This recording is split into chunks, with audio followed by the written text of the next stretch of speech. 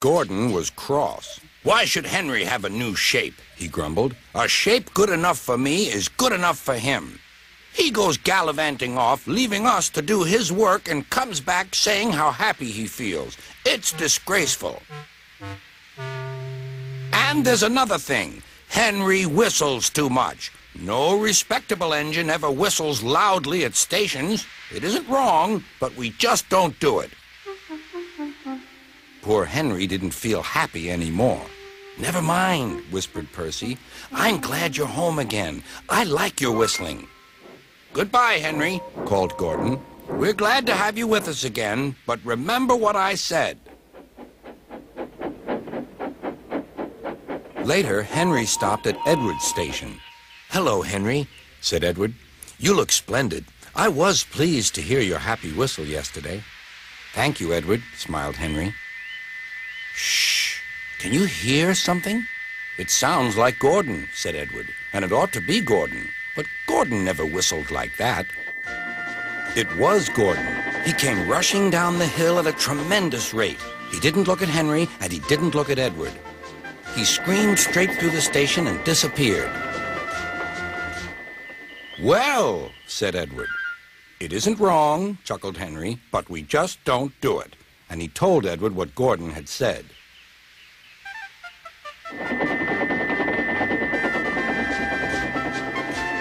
Meanwhile, Gordon screeched along the line. The noise was awful.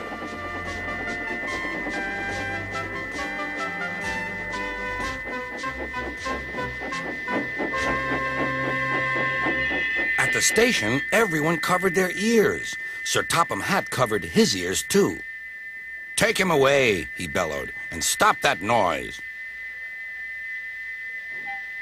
Gordon puffed sadly away, but he wouldn't stop whistling until two fitters climbed up and knocked his whistle valve in place. That night, Gordon slunk into the shed. He was glad it was empty.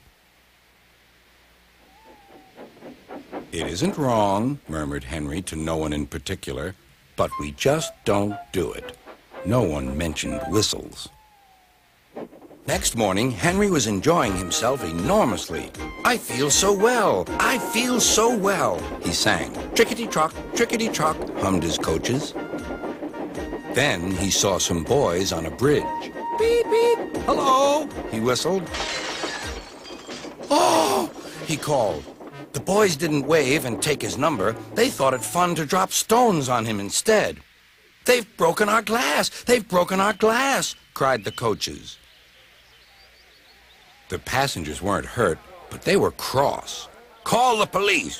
"No," said the driver. "Leave it to Henry and me."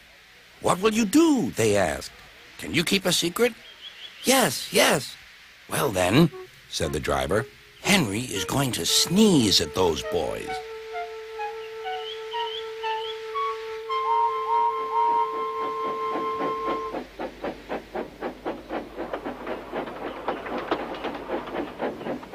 Lots of people were waiting at the station just before the bridge. They wanted to see what would happen.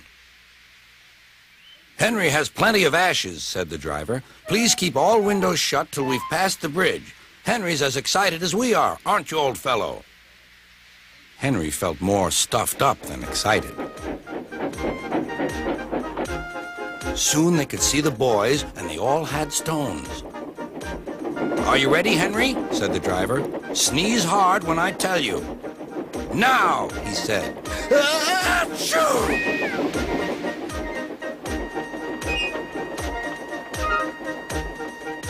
"Well done, Henry," laughed his driver. Henry went home, hoping that next time he saw Gordon and the boys, they would have learned not to be so mean.